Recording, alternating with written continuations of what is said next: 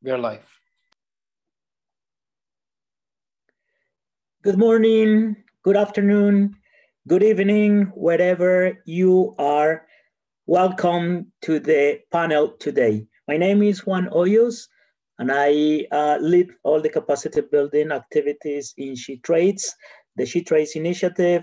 Happy to be here, especially for our special guest today that we have amazing, not only experts in the topic, but good friends of the SheTrades because they've been working with us for many, many, many years. Since they have so much information to share with us today, so I will go straight forward to introduce them and to start asking them questions so they can share their experience in the financial world helping women-owned businesses. Let me introduce first Susan Situma. She is the head of SME banking in Absa Bank Kenya PLC. Susan is an experienced business development professional with a wealth of experience in SME finance, encompassing agribusiness finance, product development, general credit analyst, risk monitoring, client relationship management, and managing sales teams. She's rich professional expertise with 24 years in the Kenyan banking industry, of which 14 years have been in SME finance. Excellence in SME strategy development and implementation, with wide experience engaging stakeholders at different levels and establishing partnerships. The second guest is Rita Odero, investment executive from Growthin. And then she's a specialist in SMEs, dealing with entrepreneurs, including women-owned businesses. In the finance sector for over a decade, specifically working with entrepreneurs to build sustainable business, since her passion is supporting businesses. Prior to join Growthin, she worked in the banking industry for Standard Chartered Bank and Guarantee Trust Bank.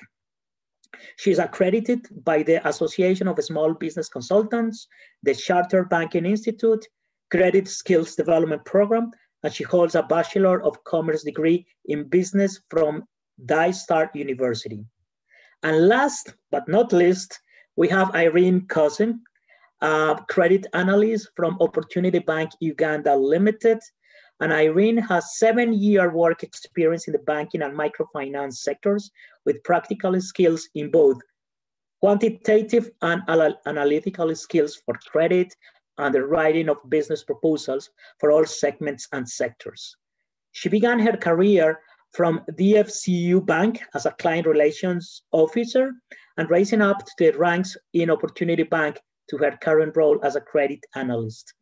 Due to her personal attributes and passion towards empowering women, Opportunity Bank made her a dedicated resource to champion SheTrades project in Uganda. She has registered a number of success through partnering with other organizations. This has enabled Opportunity Bank to change a lot of lives of ordinary women through value chain financing and offering financial literacy trainings. And she obtained a bachelor degree in development economics specializing in finance for Makerere University and a postgraduate diploma in finance management from Uganda Management Institute. As you can see today, we have an amazing set of panelists. Our guests not only are passionate, they are women, they are passionate to help women, they have expertise in finance, in the finance world, and then they have also an expertise in partnering. And that's why, again, through them and with their support, ITC SheTrades is developing an amazing partnership with the 3 institutions, helping women-owned businesses to get the finances that they require. So going straight forward, because again, the important today is to hear these 3 women sharing their experience and sharing all the knowledge and tips that they have for all of you. Let me start with Susan. Susan is an old friend of ITC, and then we've been sharing scenarios and floors for many time. And then it's a pleasure to have you here. So Susan, let me start with the first question. In times of COVID, There are a number of governments initiatives that continue to encourage enterprise development, but women have been having difficulties in accessing those funds. What can women do to ensure they are good candidates? Kind of asking what women should do to outstand in the financial competitions. Thank you for being here with us, and the floor is yours. Thank you. Thank you so much, Juan, and thank you for the introduction. Amazing panelists here. So really looking forward to the great discussions we're going to have. I think good question. During the pandemic, I think I can recall at least 2 interventions that the government has had to support enterprises during this period. I think one was the one by the Central Bank of Kenya, allowing banks to give a moratorium of up to 12 months for businesses that have been affected by COVID. And through this intervention, of course, we've seen quite a number of enterprises whose sales went down. And we do know now that a lot of women who are in business, their businesses were more affected because they belong in some of the sectors that have been greatly impacted by the pandemic. So I think for that, I would encourage women to still come to us if they're still having any challenges with cash flow, and they can at least show us that there's been some form of business that have been going on. We are happy to have the conversations with them and see how we can support them in that journey. The other initiative the government has had is the government guarantee scheme. So in Kenya, the government has partnered with some financial institutions to administer a guarantee fund. The guarantee fund, through that guarantee fund, and we are one of the implementing partners for the government, the women can access funding. I think for me, what's important for this guarantee fund, because first of all, you get discounted rates from the banks that are participating, both from an interest rate and a processing fee perspective. So it's really a good fund. And then the money is up to a 3-year tenure. I think what I would tell women, because these are the things that I think I see as barriers for accessing that fund. So in Kenya, when I look at the scenario, we currently have just about 500,000, just above that are formally registered businesses for women, right? And the government requires that you need to register your business for you to access that funding. So I'd encourage them to register their businesses. And at the same time, there's the tax compliance aspect. So I'd encourage them to also be able to get their tax compliance. If they don't have any taxes that they're paying, they can always file a nil return.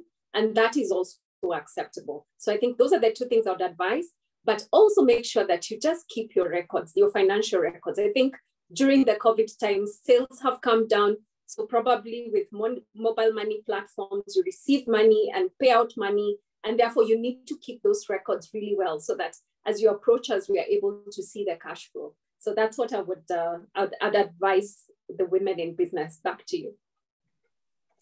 You remind me a long time ago in a event that we have in your bank with other name, with other circumstances. But I was listening to women and they were saying, yeah, but the problem is the banks promise us money, and then once we go there, they don't give us money, never.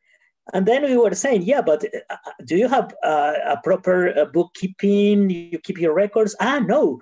And then I was telling them, at the end, you are asking for a formal service without behaving formally. So as Susan was saying, keep records. I mean, it's all the things that you need to minimum to access to banks, loans or investments. So thank you very much. And then definitely we know this topic, we will develop it along the panel. So let me go now to Rita, and then from Growing. And then back in 2018, SheTrades Invest was launched following the commitment from Growing. Tell us about your company and how SheTrades has supported your efforts to enhance offering for women entrepreneurs. Does it make sense to invest in women? And any lessons learned? Thank you, Rita.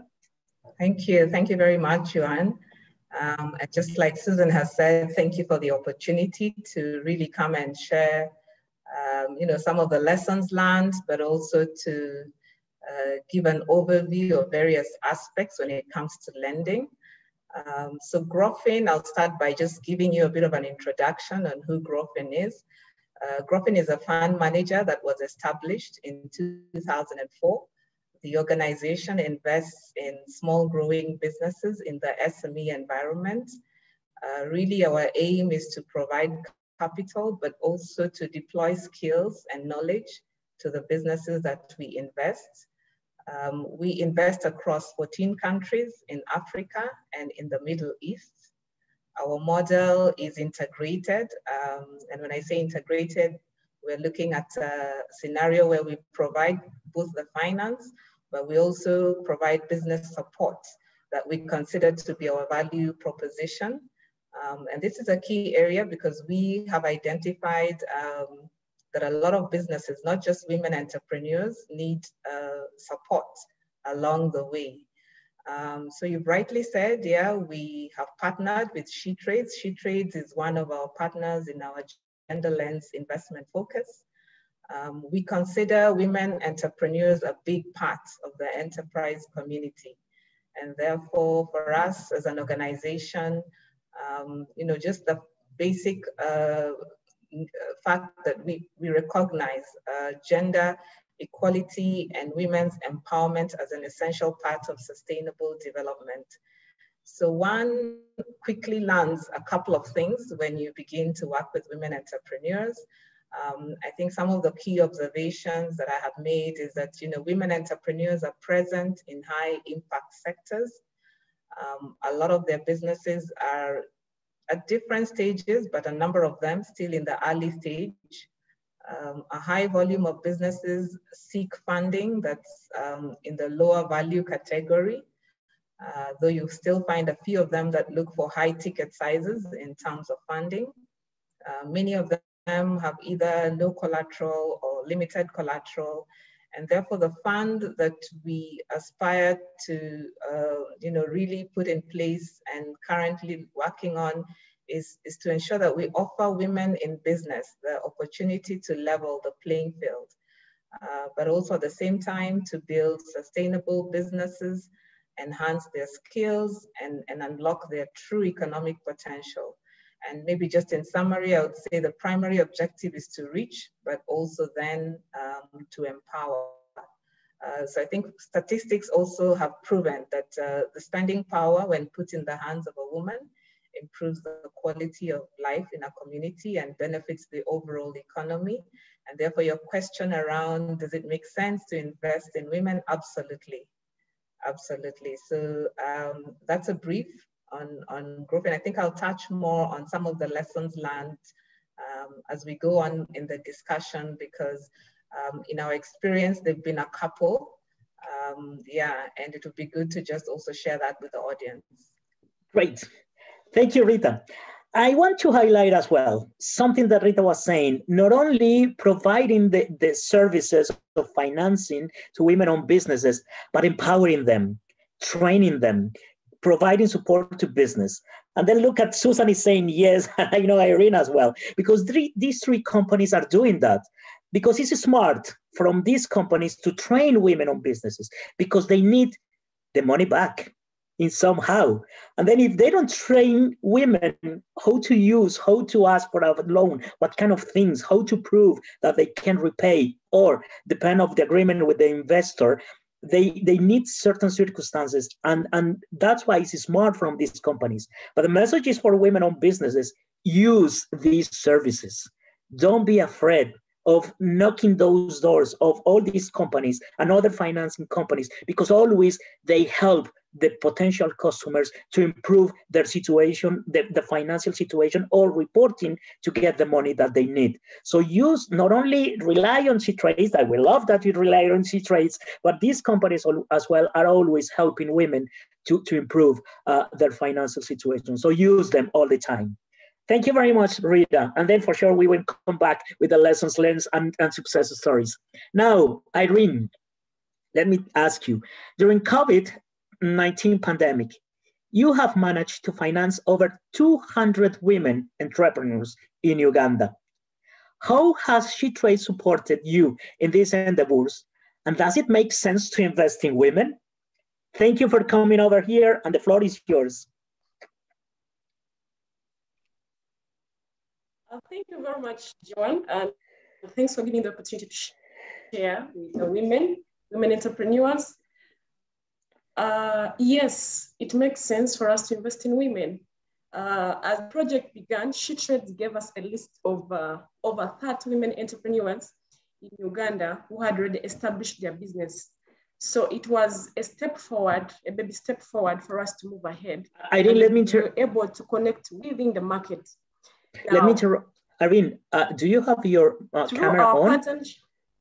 Your camera on? I don't see you. I don't know if it's only me or the other teams. We don't see you. Can you turn on your camera?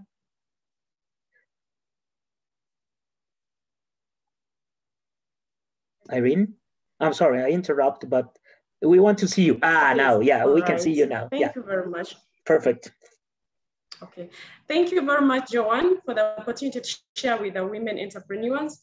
As the project began during the COVID pandemic, SheTrades Invest was able to share with us a list of over 30 women entrepreneurs that we're able to begin with, to start with the baby steps.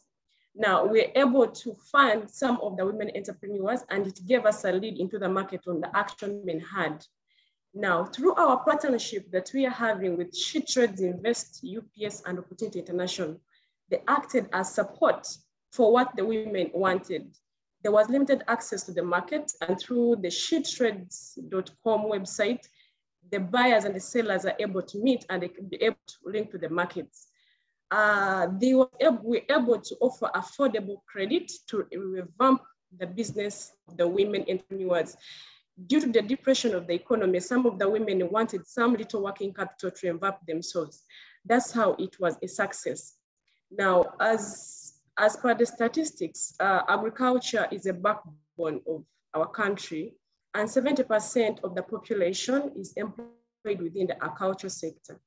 And within the 70%, there are women who are majority in the sector.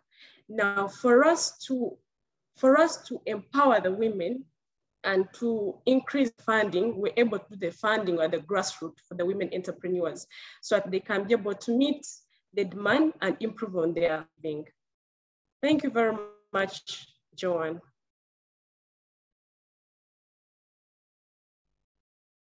I'm sorry, I was on mute. Always happen this. Thank you very much, Irene. And you see, in summary of this first round of questions, what I like to see is SheTrades is experiencing, and it's promoting, but it's experiencing the responsibility private sector now are taking in response to women inclusiveness. So I like how all these three companies, and again, not only these three companies, many other companies, and we've been working with private sector deeply, is how finally the private sector is saying, okay, we need to engage women in our businesses, not only as customers, but as suppliers, in any way. So I love to see how, and again, this is an invitation for women-owned enterprises to use and to profit from all these opportunities that the private sector, in this case, financing companies, are offering to women-owned businesses, especially nowadays, and especially with COVID. So it's amazing. And let me go to the second round. So the second round, the first question I will ask Rita to tell us, in order to inspire the women participants, because I'm pretty sure some of them are already reaching you, but some of them, they don't know how to find people, how to, yeah, it's for me, maybe it's not for me, whatever. So to inspire women and participants, share some success stories, as we were saying, to women accessing to investments, loans, financings. What has been your main learning in catering women-owned businesses? Yeah, thank you, Johan, for that question. I think that's a critical one.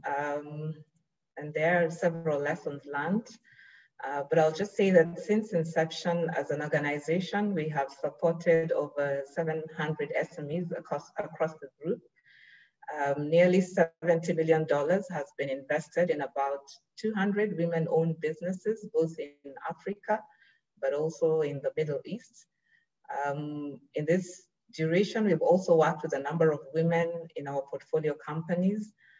Like I said earlier, a lot of them are in high impact sectors. And because women are natural co-creators and incubators, they easily embrace creative nurturing qualities. And I would say that if these were channeled to work, they would definitely support success. So some of the growth areas I would say we've been able to see when working with women, because we have supported women in agri-processing. A number of them have bought equipment that has allowed them to increase their capacity. In some cases, we've seen improved product quality as a result of automation, an increase in volumes that obviously also then allows them to increase their market share. A lot of women in the agri-processing sector have also been able to create and sustain jobs that overall improves livelihoods. I think that's also a key success area. In some of the healthcare transactions that we have done, a lot of the requests are typically around working capital, either for purchase of inventory and consumables. And some of the successes we've seen there is, a rise in patient numbers that obviously then also impacts their top line. In the education space, because we also have invested in a few schools, we've seen women-owned businesses that actually have been able to build additional classrooms. And as a result, that has driven the student numbers. So I would say that through our business support, we have been able to also link some of these entrepreneurs to various programs. The programs a lot of times can also just touch on management and governance aspects of their business. In some cases, we have attached them to mentors. So short-term courses, 3-month courses that allows them to then be able to gain customized skills through a mentorship program. I think the key area that a lot of women also struggle with, and maybe not just women, but a lot of entrepreneurs, I would say, is cash flow and finance management. So generally just understanding their key revenue drivers for their businesses, being able to benchmark against industry standards to allow them to achieve competitiveness. I think that's a key area we have identified as an area of business support. And because we're a financial institution, our key strength when it comes to business support is really cash flow and finance management. And I've seen that a lot of women appreciate when an organization sort of handholds them through various forums discussing topical issues. So really what SheTrades has been able also to do. And I think we do an in-depth review in our model that allows for both pre-investment business support, but also post-investment business support. I think it's very important for women entrepreneurs to know what is it a financial institution or an investor is looking for. It's usually very impressive if you find a potential entrepreneur who has some of the key highlights, and they may not really need to go in depth, but just to have a general overview of what are your numbers saying, whether it's your sales turnover, whether it's the margins, what drives revenue for you. Is it volume? Is it good margin? Is it, various other working capital cycle ratios that, would be good, are good to know and are good to have. So I would say I've seen a lot of women actually thrive in an environment where they are networking and they're actually being, taken through some key areas, even just to be investment ready. A due diligence, what is an organization, a financial organization looking to see and to achieve? And, when you're able to highlight some of these key aspects to them, that it adds value, not just to allow them to access funding, but also to allow them to begin to engage in a meaningful way with some of their key staff and do management reports that they can also then interpret. And by way of doing that, we begin to see growth. And we begin to also actually see appreciation of what sometimes may have been considered a bottleneck for a lot of them. And so I would say that, yeah, we have seen growth and success in a few of the areas that we have been able to work with women, but we've also identified, like I said at the beginning, a key business support area being cash flow and finance management. Yeah, I'd leave it at that, Johan. Great. Thank you, Rita. Thank you very much. Let me tell you, we already start receiving questions, so I'm going to stop talking, and then I will proceed with the questions to really leave good time at the end to ask you the questions that the audience is doing to all of you. So now, Irene, let's go to Irene, and then what can women do to ensure that they are good candidates? This is a good question because they want money, but how can I be attractive for an investor? So what advice would you like to give to our women entrepreneurs looking to access finance? Thank you, Irene. You are in mute.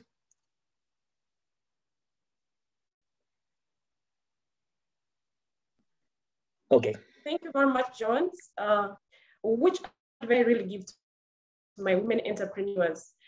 This is how I'll start with. It was brought up by Susan.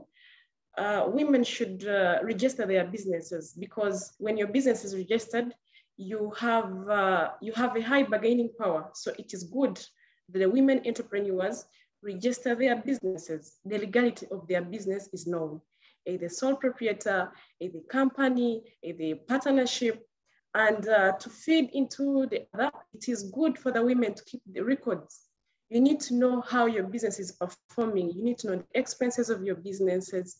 You need to know the sales of your business, the net worth of your business, the net income that you are making.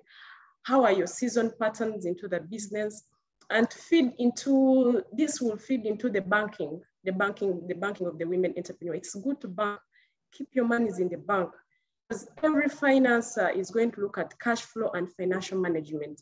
And these two aspects of records and banking history feed into the cash flow and financial management. Now, you know that most of the women do not own collateral. That is for a fact, Africa. They don't own collateral. Now, if you're going to talk about cash flow, if your cash flow and financial management is very, very poor, it will be hard for you to convince a finance advisor, I need to be financed. Fine, the banks have brought in other alternatives of financing for women. However, it is good that cash flow and financial management is key for the businesses. Keep your records very well, maintain the bankings, have your KYC for your business known very well. That is the key take home that I would advise the women entrepreneurs that are looking for financing. Great. Thank you very much, Irene. Last question of this round for Susan. Susan, tell us about your company and why, after partnering with SheTrades for several years, you have decided to increase your efforts by launching, and let me tell you, they did it last week, launching a new women proposition program. Does it make sense to invest in women? You see, all the time I'm asking the same question just to convince the women that they are a good business for big financing companies. And any lessons learned? Okay, thank you so much, Joan, and thank you for talking about our new proposition that is for women in Kenya. I think for me, when we partnered with ITC back in 2016, we made a commitment to support 10,000 women by 2021. Right now, I think we've supported just over 6,500 in empowering them, whether it's capacity building, some of them finance, some of them mentoring and coaching. And through that journey, what we realized is that a lot of women kept coming back. Either they had the wrong information about how it is how easy it is to access formal financing. And we do know a lot of women access funding either from money lenders, which is very expensive.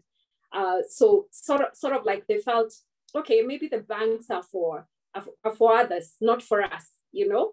And I think the more we engaged with the conversations that we're having with ITC, the more we began to really interrogate the data and information that is out there around the women's market. So it made us curious to begin to figure out, okay, so the statistics that we are seeing out there that women are better payers, is it the same when we look at our own gender disaggregated data? You know, we started looking at how they were more loyal. We started looking at our service scores.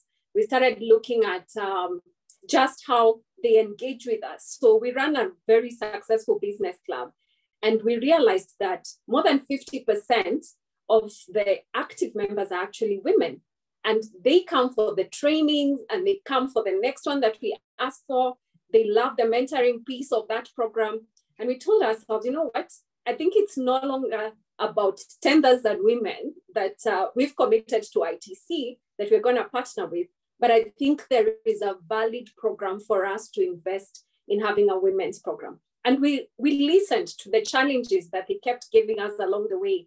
And Irene has mentioned one of them, which is they don't have collateral.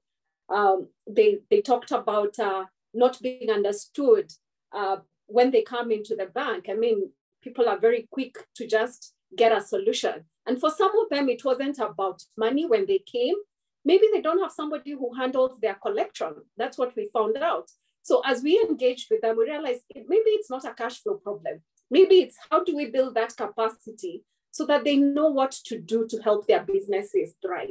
And therefore, and also there was quite a bit of information that is all over the place. So what happens is the woman doesn't know, okay, I've started this business, I need this license. Where do I get it from? So I think through the partnership that we've had, and we started now onboarding other partners that can help us plug in the different areas where the women told us that they need support. We then found that there is value in us having a fully fledged program that supports women. And we've defined a specific product within ABSA. We've not changed too much because again, women want to come to the table because they deserve to be at the table with getting that funding. So in that respect, we just tweaked the things that were acting as barriers. So when it comes to security, we've provided unsecured limits. We've also extended the tenor so that then they can access more. They said they want to see value for their money. So we have a current account that is able to give them cash back based on the amount of money that they retain in that account. You know, we looked at insurance. A lot of women don't know that they can actually insure against theft, fire. You know, either your staff have, your employees have stolen from you, or they got injured when they were in your business.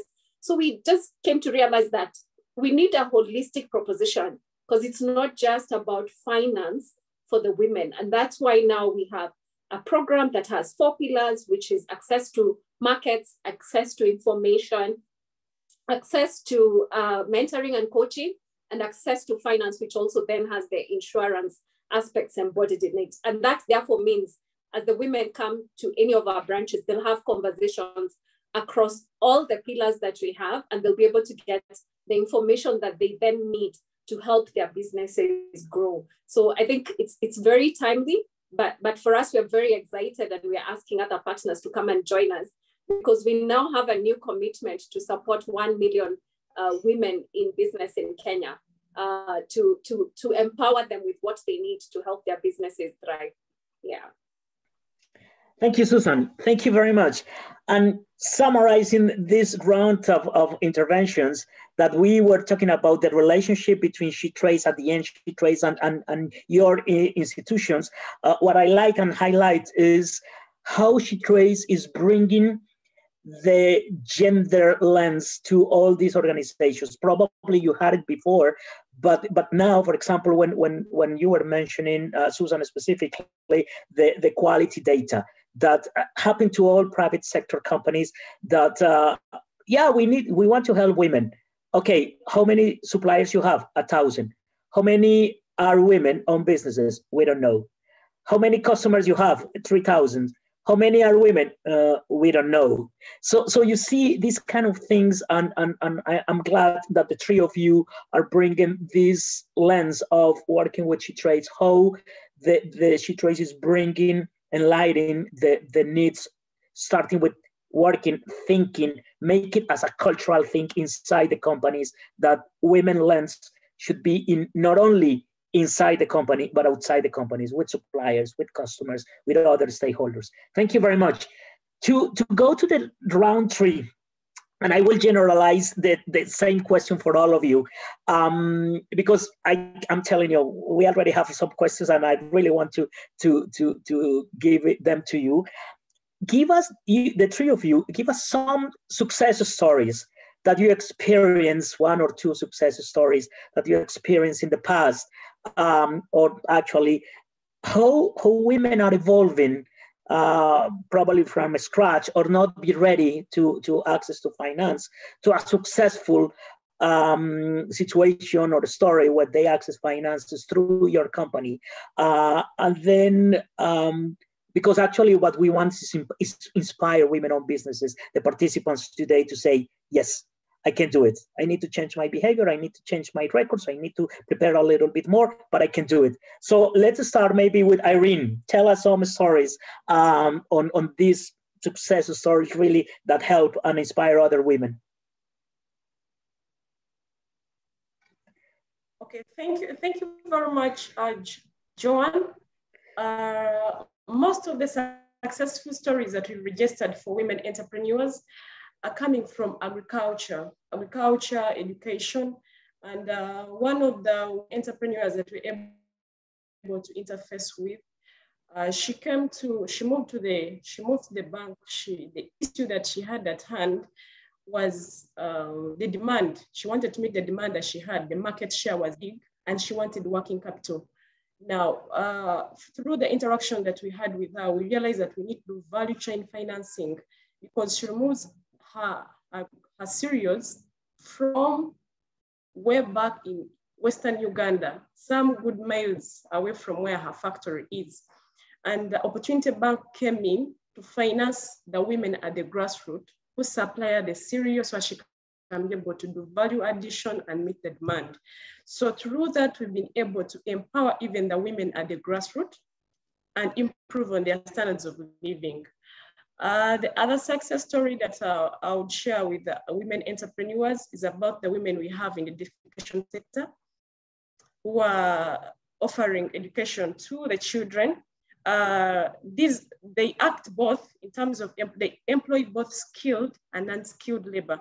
So they are contributing greatly to employment in the country and improving the lives of the people. On top of that I'll share with the team is in line with the tourism. We're having success stories rising from the tourism sector because, you know, as a result of COVID, we're really hit by COVID. So SheTrades UPS Opportunity International Partnership comes in to support and enable us to give our credit to these women, and they are back in business and operating. That is what I'll share with the women entrepreneurs. Thank you very much. Thank you very much, Irene. Now, Susan, tell us your stories. Wow, we have so many. I don't think we have enough time for all of them. Maybe I just highlight a few. I think we have very, very good stories just across the whole spectrum.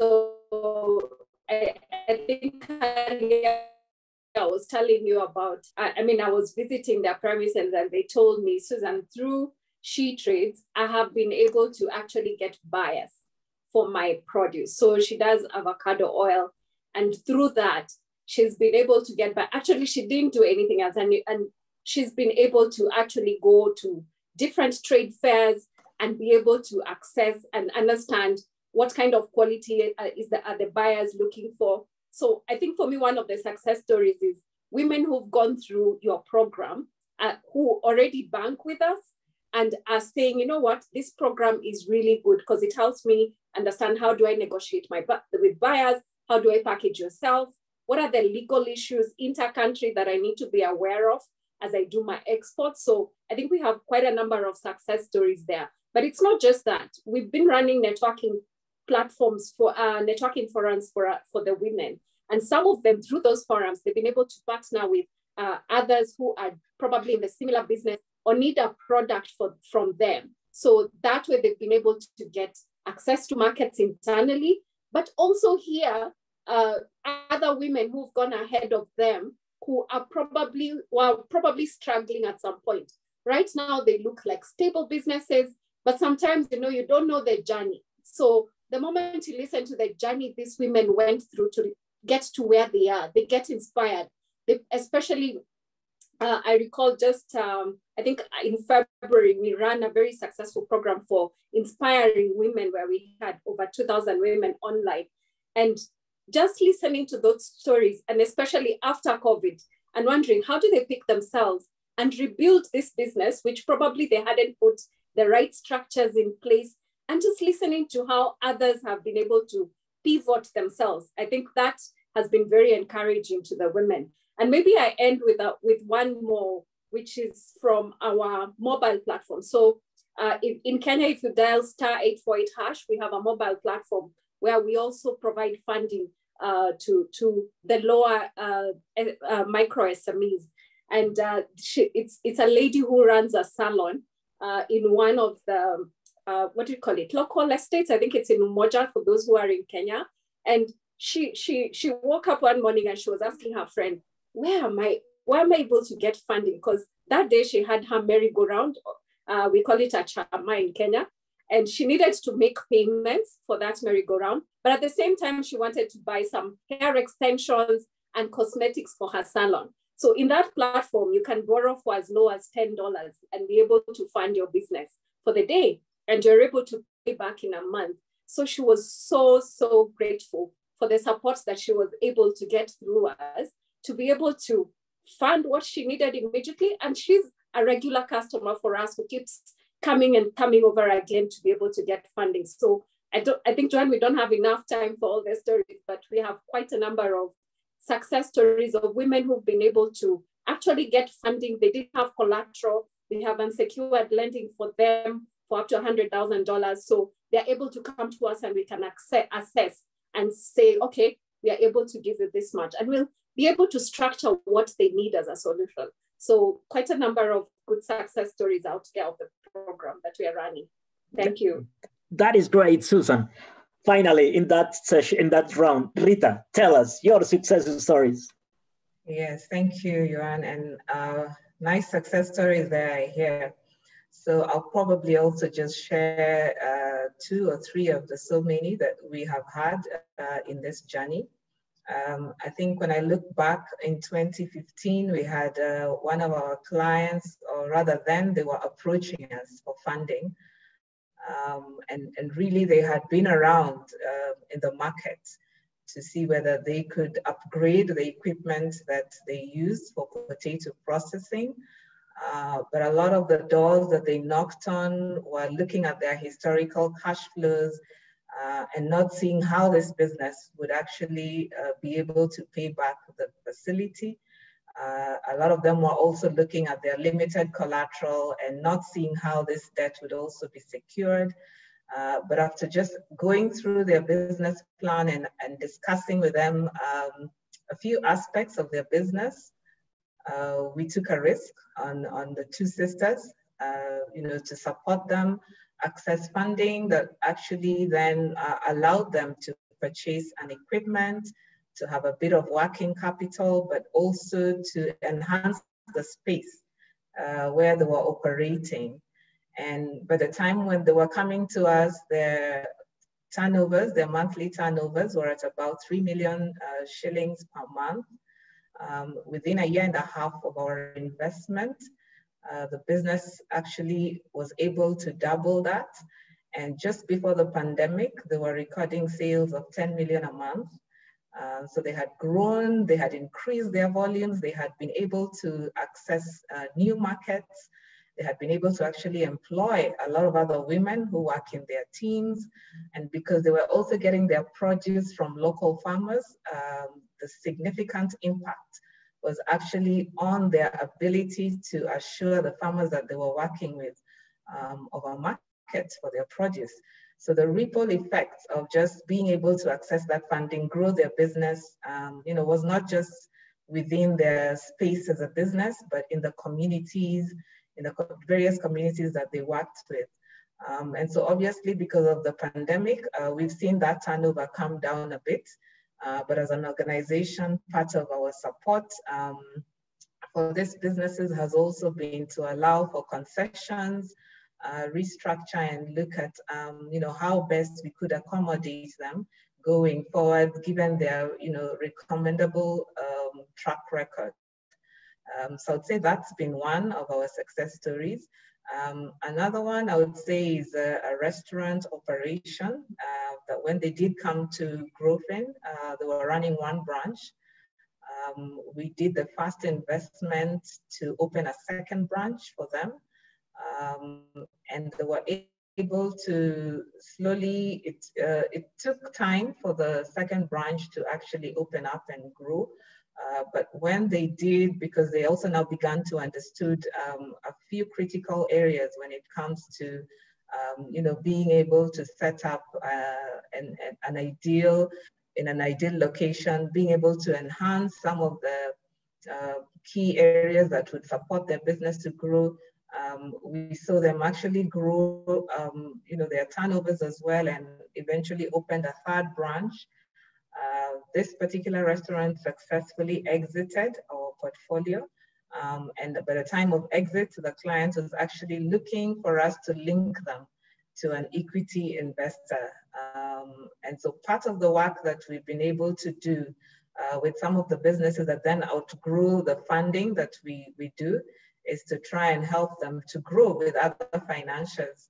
And during that period, we were also able to work with the entrepreneur on a program where we enrolled her on a VB Grow Fellowship program that allowed her to, be able to, just enhance her management skills, but also deep understanding of business and how it runs, and just be able to also have key departments within her team to review some of the key areas that are important and critical for growth. And so I think some of these have been in the public domain, but yeah, I think more and more women are embracing the ability that, they're able to work with other people and specifically be in networks and forums that will, touch on some of the key aspects that also allow them to look at, areas for growth for their businesses. And yeah, we've also had schools, one particular one that we did as a startup, as a startup operation. And I think we have a number of schools that are run by women entrepreneurs. One of the schools is actually is an international school. I probably won't give the name for now, but we gave them startup capital when no one else was willing to look at the risk. And I think it wasn't easy for the first 3 or so years, but the business has been able to attract a number of students through just the business mentoring and in-house programs that we've had. I think the key thing we also look for when we are working with some of these entrepreneurs is really their expertise, because that comes in handy. Does the woman entrepreneur understand her business? How passionate are they about what they're going to do? Do they have the team? So we assess the viability of the business using various tools, in-house tools, and that allows us to obviously then take a risk. And some of the risks have definitely paid off. So yeah, thank you, Johan. Wow, I love all these success stories. And what I love the most is look at the diversity. Irene was talking about tourism, Susan, avocados, Rita, schools and restaurants, big sizes, because the avocado business is not such a small company, but you have restaurants that are micro companies in somehow. So I love this one because look at the diversity and everybody has a room in the financial world. For closing this round, I just want to remind women entrepreneurs today that although these financial institutions, they are doing well their work, you need to do your work as well. And then one of the main advice that, and then I'm not trying to get into their suggestions because they will close today the panel with their own suggestions, but research. Do your own research. Study before you knock a door in a bank, in an investor, because you can save a lot of time and their time as well. And in just one example, I remember one day we were in Budapest with 19 women-owned businesses, and they were just desperate to meet investors. They know, I want to meet investors, I want to meet investors, I want to meet investors. But then once they start realizing what is a due diligence, that probably the investor will ask for equities, or what kind of trade-offs. So they say, I didn't know that. So in that sense, invitation just to start doing the research. You know that through SheTrades, through the banks, through the investors, through all these companies, the web pages, they have a lot of trainings, they have a lot of guidance. We have a lot of guidance, VLS modules, etc. But do your work before, because if not, you cannot be a success story. You want to be one of those success stories that these three ladies mentioned. So you do the research first, prepare, and then of course, look for help from these other companies. That's amazing. So now let's go to questions, because now we've been receiving few questions from the audience. Let me start. Actually, for Rita, we have two questions, and I will merge them. The first one is, do you do asset financing? And then the other question, so you can do it in the same answer. Those growth invest in South African businesses? Okay, thank you, Johan, for the questions. On the first question, yes, our funding really addresses various needs of the business, provide medium-term loans and uses or utilization requests. So we do funding for working capital, we do funding for equipment and assets. It could be for vehicles that the business would need to use. It could be equipment for those who are in manufacturing or in food processing. We also provide capital for inventory purchases. We also do provide capital for land and building if it's for the business. Like I mentioned, we have supported some of the businesses in the education sector to build classroom blocks. So the funding has the capital that we provide seeks to address the various needs that the business would have. So in short, yes, we do provide funding for asset financing. And then on the second question, yes, we have a presence in South Africa. In South Africa, you'll find us in Pretoria. I think at the onset, I mentioned that we operate across 14 countries, both in Africa and in the Middle East. So in East Africa, we're in Kenya, Uganda, Tanzania, and Rwanda. And then South Africa and in Zambia as well. In West Africa, we're in Nigeria, 2 offices in Lagos and Port Harcourt, but also in Senegal, in Cote d'Ivoire and Ghana. And then we're also in Egypt.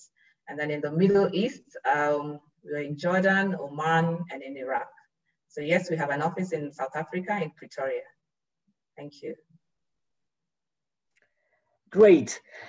I have one that I was not specified, but I guess is for Susan, because they say, are you currently making new investments in Kenya? I guess it's for Susan. Thank you, Johan. Definitely. I think we are still making new investments in Kenya. And I think I've talked about the 1 million women that we're seeking to empower with in Kenya, not just in finance, but across mentoring and coaching, information, access to markets through our partners. So we are definitely making new investments. Thank you. Great, thank you very much. Another one for Irene. What 2 or 3 attributes work for women in managing business? are we built for business? Go ahead, Irene. Thank you. Yes, John, we are built for business as women entrepreneurs. We are built for business. Now, the two things I'll talk about that the attribute women to the business. One, they are keen and passionate about what they do. When a woman sets her heart to do something, do her business, she'll do it with all her mates, and it will succeed, apart from one or two, but it will go there. Two, trustworthy. They always trusted in their businesses. Even the banks trust the women. I'm not saying that the men are not trusted, but the banks trust the women. There is that trust word that they put into women.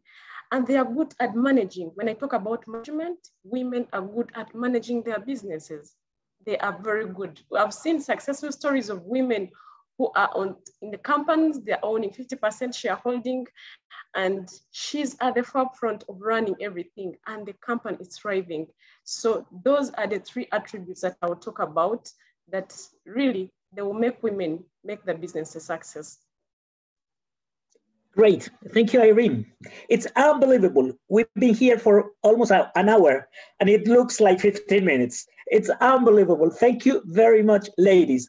So now I have an invitation for all of you. I have a question that is kind of summarizing, and this is exactly what I was going to ask you in your closing remarks, to give suggestions to women-owned businesses. And the question was, what should SMEs do to improve their cash flow and financial management? So I would generalize to the three of you, not only for improved cash flow and financial management, but what would be your suggestions for women-owned businesses to be more successful in the financial area of their company?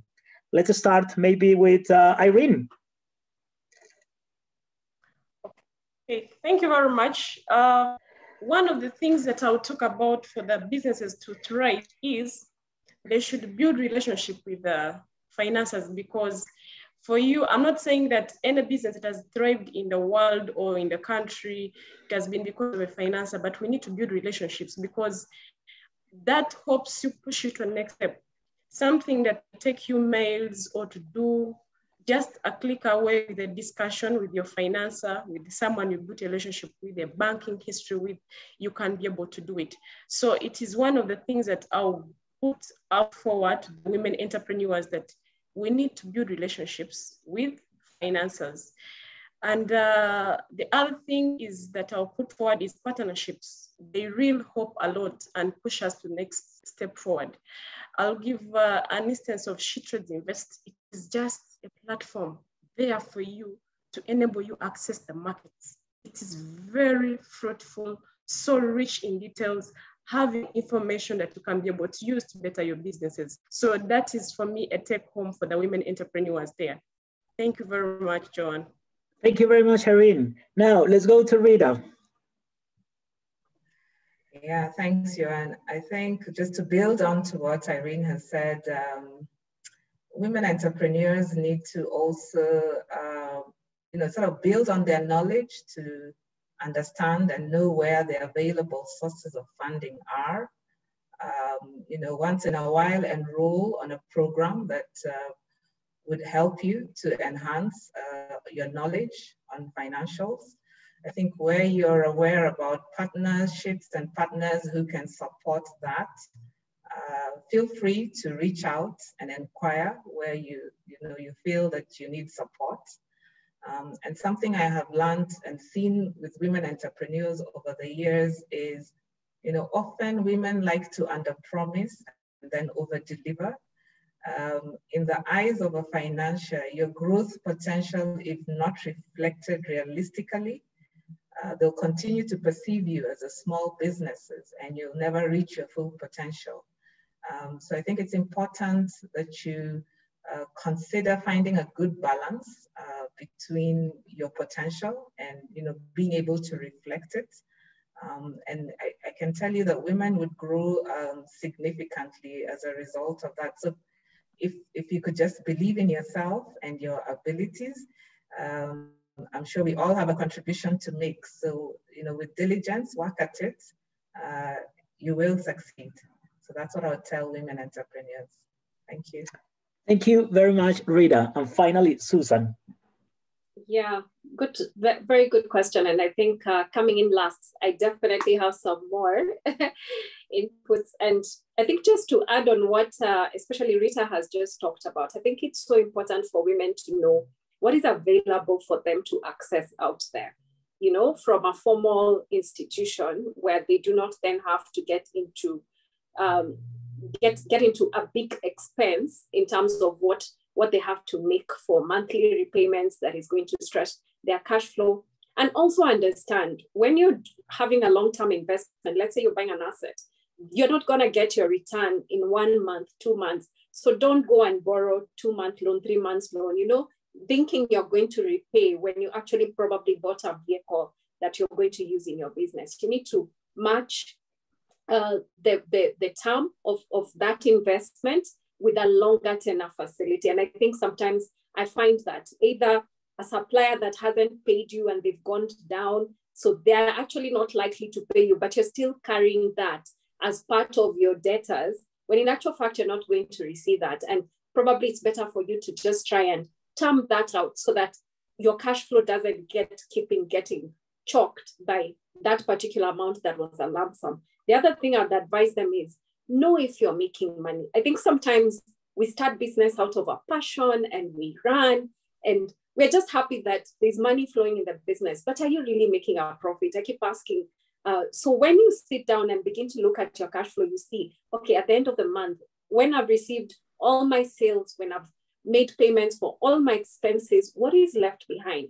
And that's the amount normally we would look at as financials, as money that is available to make payment for a loan. Because we can't tell you don't pay electricity so that you pay a loan. No, that is important for your business to run. The other thing I'll tell them is do not overstock. You know, I think I've seen enterprises during this period wanting to, you know, really order and keep stock because they're not sure about tomorrow. But remember, as you stock, that stock is actually holding your cash flow. And in some of that stock, it's some that is actually not going to move in the next 2-3 months. And yet you're struggling to meet the immediate needs of your customers. I think it's so important to remain consistent and not to overstock. I think that's what I would tell the women entrepreneurs. Yeah. Wow. Wow. Again, we can stay here for hours listening to you ladies. Invitation for all women entrepreneurs that are right now listening to us. Reach companies, reach us, ask for help, and then learn a lot how to get money to be successful. Well, faster. You will be successful, but faster in your quest of making money for your company. Kriti, please, can you put the last slide? Before I say goodbye, I want to right now, yeah, it's coming.